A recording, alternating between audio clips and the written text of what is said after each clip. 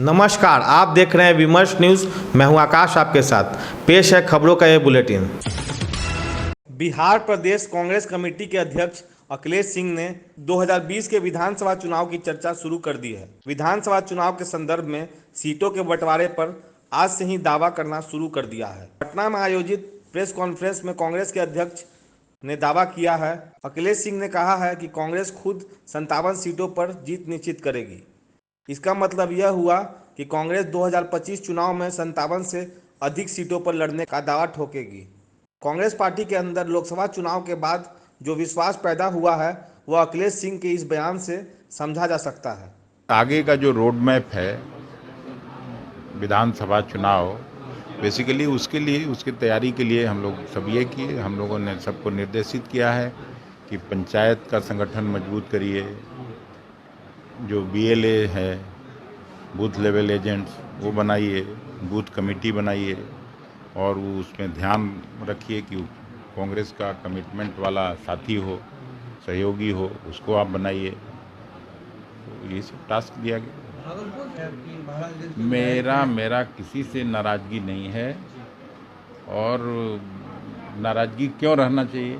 सब लोग एक ही पार्टी में काम करते हैं, एक ही उद्देश्य के लिए काम करते हैं। थोड़ा ऊपर नीचे जो होता है आपस में हम लोग मिलजुल के ठीक कर लेते हैं। 25 को लेकर के रोड मैप क्या है? 25 को लेकर के तो उधर भी तिगुना करना है हमको। जैसे यहाँ तिगुना हुआ तो 19 MLA है तो 57 तक पहुँचाना है। कम से कम इसको तो बरकरार रखें। विशेष अदालत में CBI जल्द ही लालू और रेलवे के कुछ अधिकारियों के खिलाफ आरोप पत्र दाखिल कर सकती है।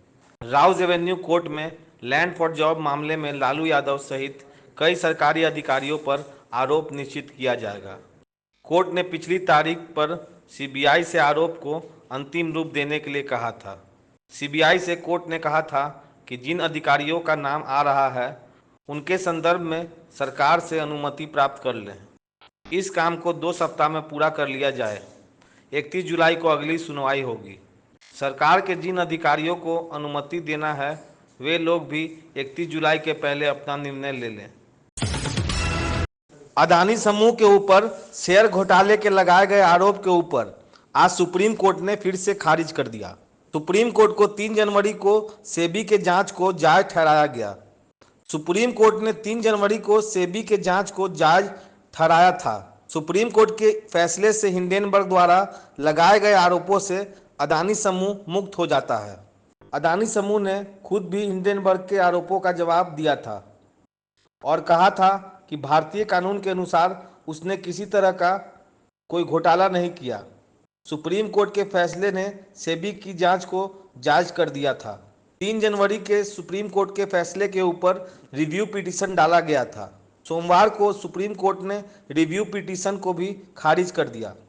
रिव्यू पिटीशन पर सुप्रीम कोर्ट के बेंच में फैसला आ गया है। चीफ जस्टिस DY चंद्रचूड़ इस बेंच में शामिल थे। प्रधानमंत्री उषा योजना के लिए बिहार को 700 करोड़ रुपए दिया जाएगा। नीतीश कैबिनेट ने उच्च शिक्षा के लिए केंद्र से यह सहायता मांगी थी। जीतन राम मांझी ने हाजीपुर में कहा कि केंद्र से विशेष राज्य का दर्जा मांगना पत्थर में सर पटकने के बराबर है। NDA घटक की JDU पार्टी विशेष राज्य का दर्जा या विशेष पैकेज की मांग कर रही है। जीतन राम मांझी के साथ एक नई कंट्रोवर्सी सामने आई है। जीतन राम मांझी अपने खाली हुए इमामगंज सीट पर अपने दूसरे बेटे प्रवीण कुमार सुमन को चुनाव लड़वाएंगे। क्या लालू प्रसाद की तरह जीतन राम मांझी की पार्टी भी परिवारवाद कर रही है? इनके चलते NDA पर भी उंगली उठ रही है। 2 कारणों से जीतन राम मांझी विवाद में हैं। जीतन राम मांझी ने हाजीपुर में कहा कि विशेष राज्य का दर्जा की मांग करना पत्थर से सिर रगड़ने के समान है। NDA का घटक JDU विशेष राज्य का दर्जा या विशेष पैकेज के लिए अभियान चला रहा है और दूसरे घटक लोक जनशक्ति पार्टी रामविलास के नेता चिराग पासवान ने भी JDU का समर्थन किया है। जीतन राम मांझी इमामगंज से विधानसभा सीट खाली कर लोकसभा में गए हैं और अपने खाली सीट पर अपने दूसरे पुत्र प्रवीण कुमार सुमन को पार्टी से लड़वाएंगे। इस बात को लेकर पार्टी के अंदर सवाल उठ रहे हैं। नाम नहीं देने की शर्त पर उनके पार्टी की कार्यकारिणी के एक सदस्य ने भी आपत्ति की है। क्या लालू प्रसाद की तरह ही जीतन राम मांझी भी पार्टी परिवार को सबसे ऊपर रखते हैं? इनके चलते एनडीए के ऊपर भी उंगली उठ रही है। जीतन राम मांझी बिहार आए हैं, वह जहानाबाद तथा हाजीपुर भी गए। वह अपने विभाग की तरफ से एमएसएमई नाम के उद्योगों के लिए प्रशिक्षण शिविर भी लगवाएंगे। बिहार सरकार के मंत्री दिलीप जायसवाल ने कहा है कि बिहार सरकार में बिना पैसों के गरीबों का काम नहीं होता है। भाजपा कोटे से जायसवाल राजस्व और भूमि सुधार मंत्री हैं। दिलीप जायसवाल ने कहा कि अंचल अधिकारी बिना पैसे लिए दाखिल खारिज नहीं करते हैं। जानते हैं कि दाखिल खारिज का मामला पिछले वर्ष अखबारों के प्रथम पेज पर रहता था। दिलीप जायसवाल के खुलासे से पूरे विभाग में खलबली मची हुई है। यह चौंकाने वाली खबर नहीं है। बिहार सरकार के मंत्री दिलीप जायसवाल ने कहा है कि भ्रष्टाचार बहुत बढ़ गया है। सरकार में बिना पैसे के गरीबों का काम नहीं होता है।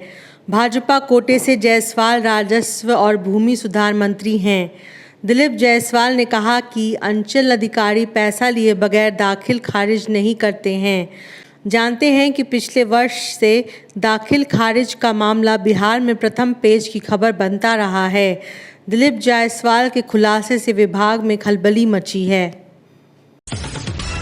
उमर अब्दुल्ला 2016 से अपनी पत्नी से तलाक के मामले में कोर्ट में जा रहे हैं। सुप्रीम कोर्ट में वह इस बात को लेकर गए हैं कि उत्पीड़न की वजह से वो अपनी पत्नी से तलाक चाहते हैं। सुप्रीम कोर्ट में वह इस बात को लेकर गए हैं कि उत्पीड़न की वजह से वह अपनी पत्नी से तलाक चाहते हैं।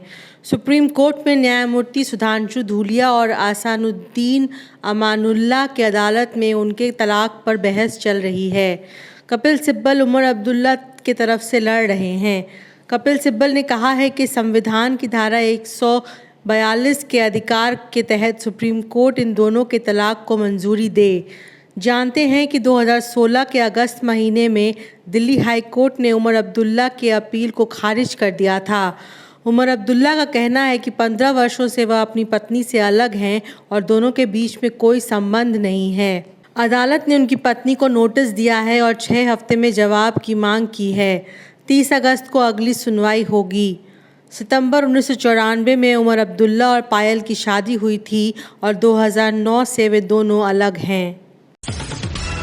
टाटा कंपनी सर्विसेज को दूसरे तिमाही में अच्छी ग्रोथ मिली है, इसलिए वह 5,452 बहाली करेगी और इस साल 40,000 जॉब की बहाली करने की घोषणा की है। टीसीएस के एग्जीक्यूटिव प्रमुख मिलिंद लाकड़ ने कहा है कि भारत में टैलेंट की कमी नहीं है। खबर है कि टीसीएस से निकाल दिए गए इसके कई कर्मियों के वापस आने और उनकी बहाली की भी खबर है। जहां तक कि पूरे ग्लोबल आईटी सेक्टर में उथल पुथल मचा हुआ है, इस बीच भारत आईटी सेक्टर का केंद्र बना हुआ है। जानते हैं कि आईटी सेक्टर का ग्रोथ भारत में दिन दूनी रात चौगुनी रफ्तार से है। टीसीएस ने पहली तिमाही में जॉब काटने की घोषणा की थी, परंतु अभी वह 40,000 जॉब बहाली करेगी। जानते हैं कि इसके पहले की तिमाही में टीसीएस और सिम्बायोसिस ने हर साल दिए जाने वाले रोजगार में कटौती की घोषणा की थी। आईटी सेक्टर में भी जॉब की गिरावट चौंकाने वाली खबर थी, पर टीसीएस के द्वारा नए अवसर की घोषणा राहत देती है। एक महत्वपूर्ण खबर यह है कि झारखंड के मुख्यमंत्री हेमंत सोरेन ने प्रधानमंत्री से मुलाकात की। हेमंत सोरेन शपथ लेने के बाद दिल्ली जाकर भारत की राष्ट्रपति द्रौपदी मुर्मू से मिले। पूर्व मंत्री छेदी राम की गाड़ी से अवैध राइफल और 57 गोलियां बरामद हुई। बक्सर जिले के बसंतपुर थाने में एक जमीन दखल करने जा रहे थे। बेउर जेल में 70 फीट रोड के पास पानी भरे गड्ढे में 2 बच्चों की लाश मिली। 3 में से 2 बच्चे घर वापस नहीं लौटे। लोगों का आरोप है कि मारपीट करके दोनों की हत्या की गई है। पुलिस ने सीसीटीवी के आधार पर 3 बच्चों की पहचान की है। जो बच्चे वापस घर पहुंचे उनसे पूछताछ की गई है। तो ये थी अब तक की खबरें। आपको आज का बुलेटिन कैसा लगा हमें कमेंट सेक्शन में ज़रूर बताएं। अगर आप हमारे वीडियो को यूट्यूब पे देख रहे हैं तो लाइक करें और सब्सक्राइब करें, साथ ही बेल आइकन जरूर दबाएं ताकि आपको पल पल का नोटिफिकेशन मिलते रहे। तब तक के लिए मैं आकाश विमर्श न्यूज़ के लिए धन्यवाद।